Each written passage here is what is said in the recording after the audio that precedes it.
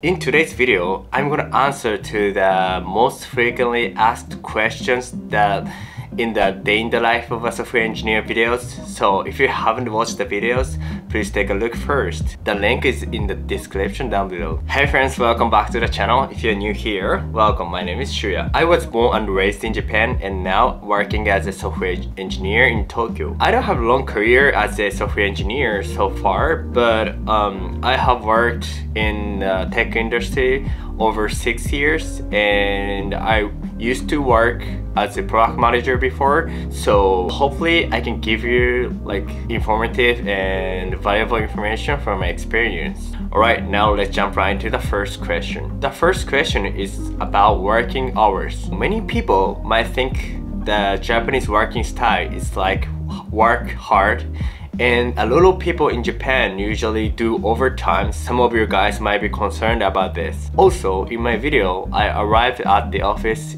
at 9:30 in the morning and left at 7:30 in the evening.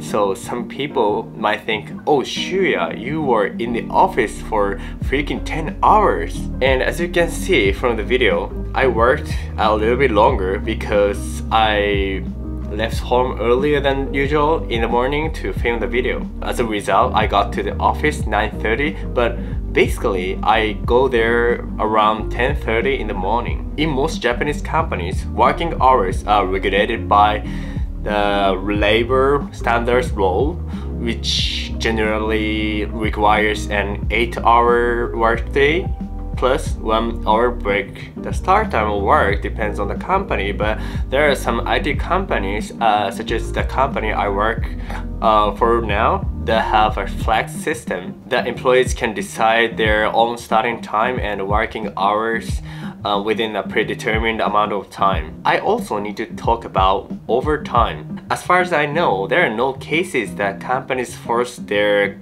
workers to work overtime in Japan. Also, there are no people who willingly work overtime. However, when a project is close to deadline or when there are emergencies in products, we sometimes have to work like beyond our normal hours. I think this is not unique to Japan, but this is kinda common to tech companies all over the world. And here's good news. If you're a foreigner interested in working as a software engineer for a Japanese company, the companies that hire foreign engineers are likely to be like tech big companies like large enterprise.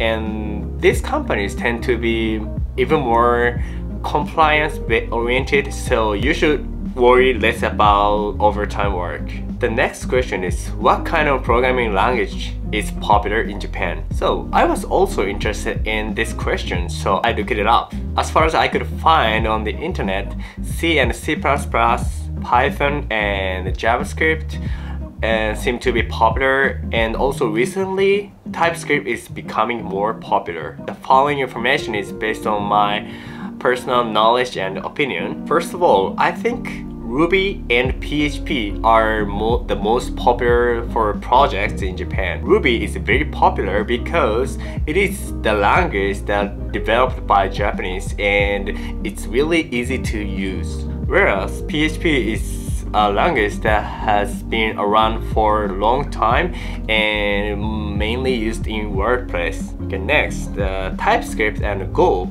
are relatively modern development languages that are preferred by the engineers around me. TypeScript can be used not only for front-end development but also for back-end development under the Node environment, and I feel that the demand for this language is increasing even overseas. The React and Vue frameworks are also popular, and I think more and more front-end developers have the React and TypeScript skill sets. Personally, I code Go on a regular basis, so I expect Go's popularity and demands to grow even more than it is now. Okay, let's move to the next topic, CS degree. Yeah, this is a very common question. Do you need a CS degree to become a software engineer or not? I think the answer to the question is no. I mean, it's not necessary. Of course, there will be some companies that won't hire you without it, but I think it is good to have it. Good to have it. However, it is never impossible to become a software engineer without it. In fact, there are quite a few people around me who graduated from university and become software engineers from no experience. I myself did not get the CS degree when I was a college student. I have recently seen many people overseas who have found engineering job without a CS degree.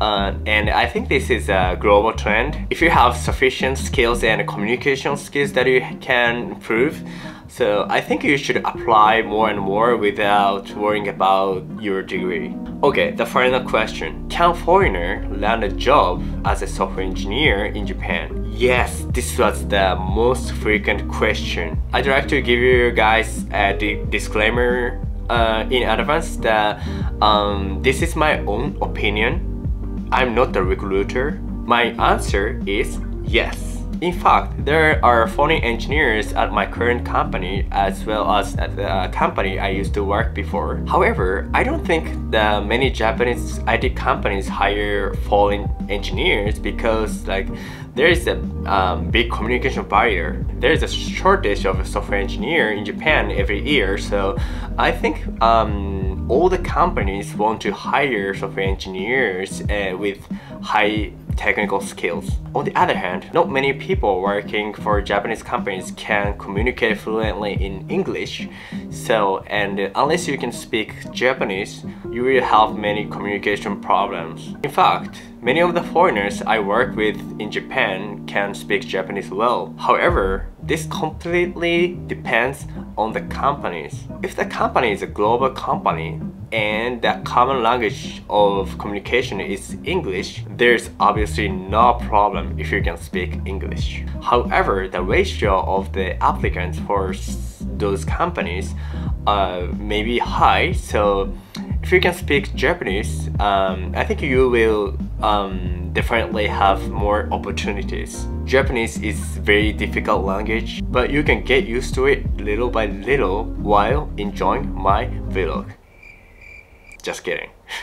Alright, so if you're interested in Japanese culture and food and want to work in Japan, that is great. Japanese are very group nature and tend to get along with people at work. And you will have no trouble making friends by going for a drink after work. You can also spend your weekends visiting the many attractive places or just enjoying the food. Yeah, that is amazing. That is awesome. I hope you will come to Japan and experience Japanese culture and enjoy the Japanese life. Alright, I think that's all for today's video. I hope today's video helpful to you. If you have any other questions or requests or opinions, please let me know in the comments down below. If you like this video, don't forget to smash the like button and subscribe to my channel. Alright, see you in the next video. Bye bye.